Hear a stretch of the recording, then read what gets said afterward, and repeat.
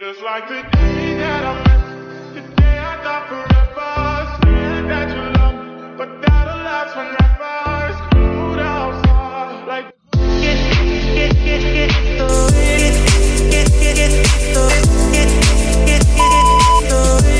Guys,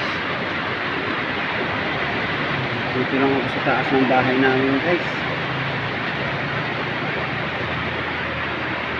Maghapon talagang ang ulan to guys. Lakas guys.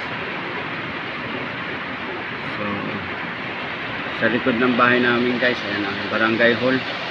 Ayan. Tapos dito ito yung ginagawa na health center naman guys. Ayan. So walang magawa, tambay maghapon, holiday, tapos di makapag-bike, maulan. So ayan, kita mo naman guys kung gaano yung ulan. Maghapon na to guys. Sarap yung buhay namin dito guys.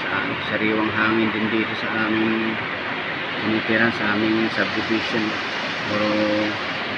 Puro puno pa yung paligid namin dito guys. Kasi yung likod ng barangay na yan guys, ilog yan. Galing yan sa Baliti Falls yung tubig niya. So yung tulay namin dito hindi makita guys. Pagka sa bababa ako guys, pakita ko sa inyo yung tulay. So ayan yung dito sa harap namin guys. Talagang tuloy-tuloy pa rin yung ulan guys. Walang patid na ulan. Kaya nga eh, basang-basa nga daw sa ulan. Pag umulan, basang-basa ka.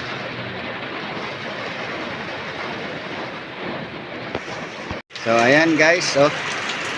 Tama naman yung ulan guys, oh. Yan, wala pang alulod yung aming likod. Hindi ko pa nabilhan. Tapos ito yung barangay. Ito yung tulay namin guys. Yan. Talagang maulan. Ito yung likod ng bahay namin guys. Ayan yung barangay. Tapos ito naman yung ginagawang barangay hall.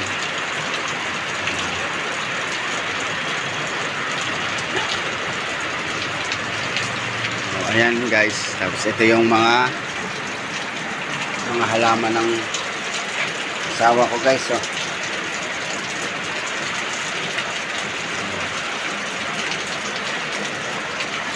Dami yan guys. Dito pa lang sa likod yan guys. Yung sa harap niyan, kasi maliit lang yung bahay namin eh. Nagsisiksikan siya.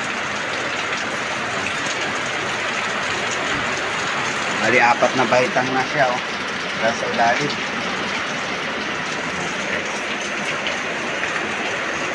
Ayan guys. Sarap maligo sa ulan. Basang-basa talaga sa ulan guys. Ayan.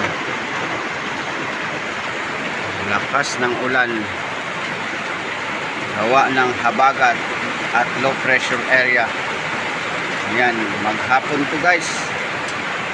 Yung kanina rainbow, tapos ito naman ngayon maghapong ulan. Ayan. Kaya sagana sa dilig yung halaman ng asawa ko guys, oh. Hindi na kailangan magdilig kasi basang-basa na sa ulan. So ayan guys, hanggang dito na lang guys.